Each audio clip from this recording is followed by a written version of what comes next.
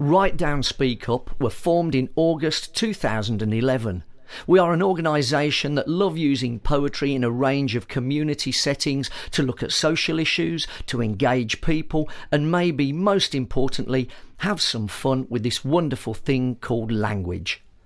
Write Down Speak Up are made up of poets and writers, namely Dreadlock Alien, Charlie Jordan, Spoz, Laura Yates, Gary Longdon, Maggie Doyle, Curly and Matt Windle. This short film is a snapshot of our poetic adventures around Birmingham as we set about creating the Big Brum poem.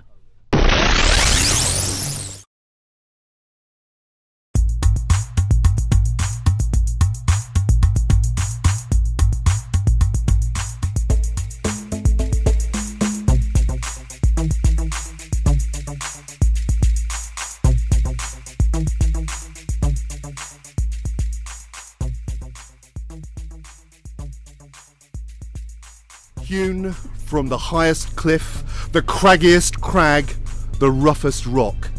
It stands defiant as a dragon's tooth, wrenched from unyielding ancient strata to mark ancient boundaries. I live in Perry Bar where there's lots of cars. We have a big stadium and lots of play areas. We don't get lazy, we play until it gets hazy. We have houses and flats and bungalows to look at. I like where I live and that's not. Baby bunny hops around, eating lettuce off the ground.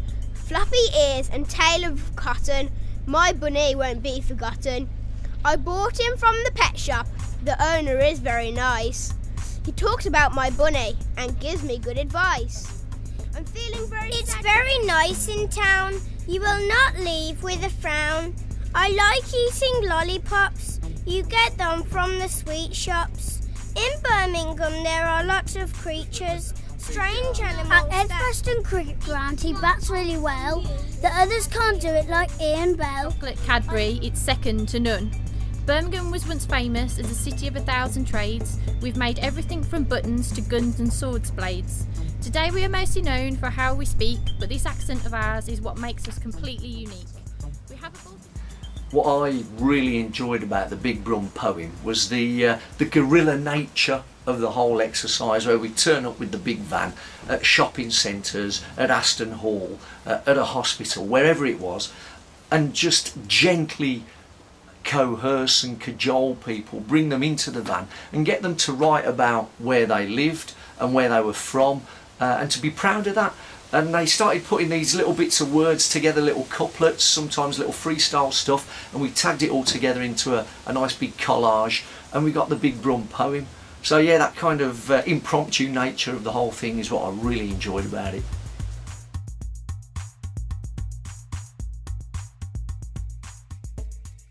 Aston Hall, proud and brooding on a hill, walk through the doors and time stands still. The portraits of the Holts long dead stare down on us with tales unsaid of civil wars, imprisoned daughters, family rifts, revengeful slaughters. Peaceful now. It is as if a spaceship had descended, a ruddy great Jacobean one, arriving to destroy the muck and grime, the ugliness of what surrounds calling time, on the careless buildings which abound, squat and ugly, temporary, bland, insipid monstrosities that choke at its chimneys and paw at its gates, overrun by mediocrity, most ignominious of fates. Football, there's a fantastic Jacobean Aston Hall. Look down, look up, there's animals everywhere, squirrels, elephants, and a cannonball hole on the stairs. You're never alone.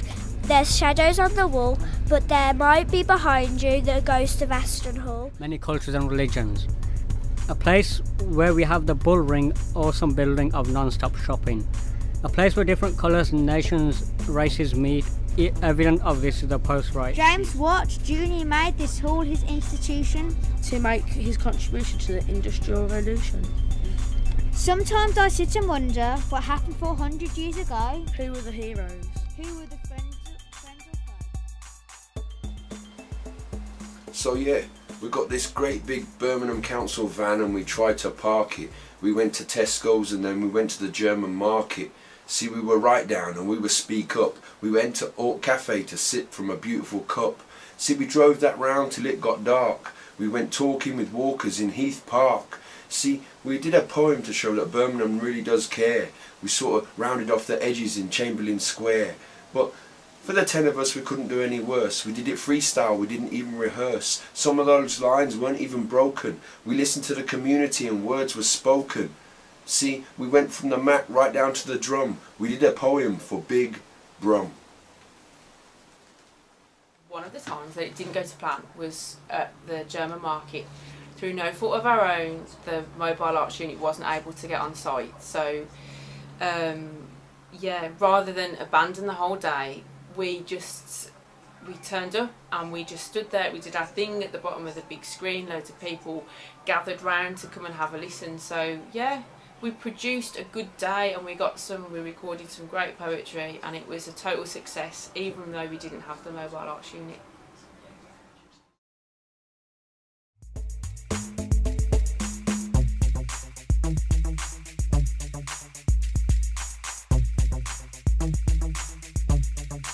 Like, my turkey slice is bigger than yours. Nah, yours looks way much thinner. Leave the food to simmer so you know it's tasting right. And I heard that Christmas spirit will keep you up all night, but it's alright. It's only once a year. Why is he sleeping? What shall we do? Santa was sneezing. He's getting the flu. Neck made of yam, chocolate and milky eyes, tongue of marmalade ham, beard of coffee sprinkles, mouth soft as lychee, skin of honeyed velvet and freckles, flakes of tea. Are you ready? Yeah. I'm from Warsaw, my name is Jack. If you lend me money, you won't get it back.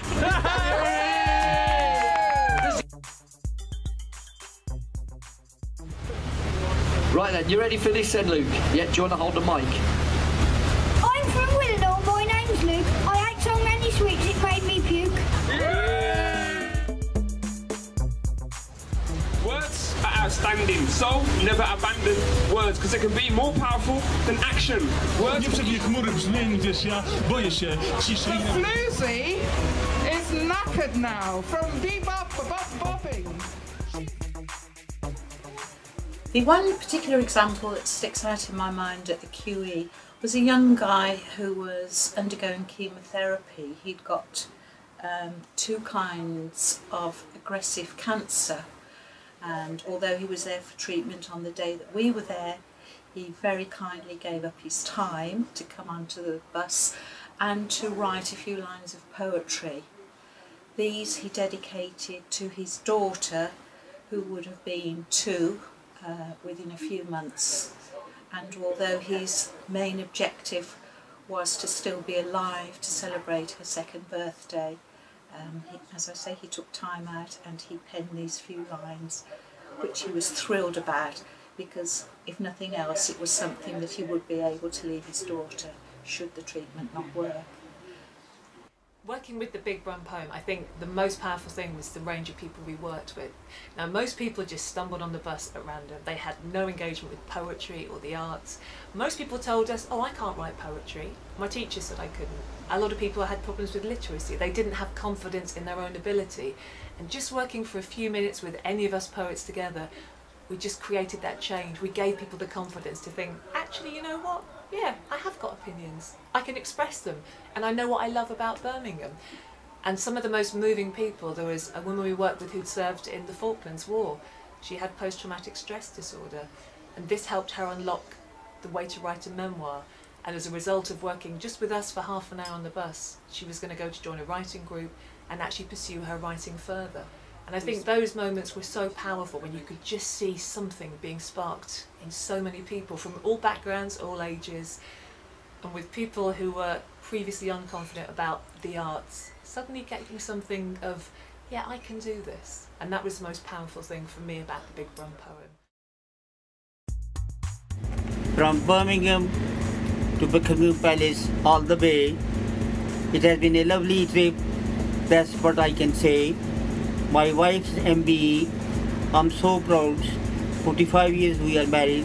Yes, my name's John, I'm Scottish, you can guess. I'm not from Glasgow, come on old, I'm from Inverness. I've got a dog, I've not got a cat, They know more than I Hospital, and seats away from me, soldiers maimed who left limbs behind. The brutality and inhumanity of war. My heart remembers the Falklands, and my eyes scan the future for the soldiers, wives, mothers, sisters, and the path I... Being nice is my best feature. I came to Birmingham to follow my dreams, as well as shop at Selfridges and eat Krispy Kremes. Being out with my friends puts a smile on my face, especially when we have a night out in Brindley Place.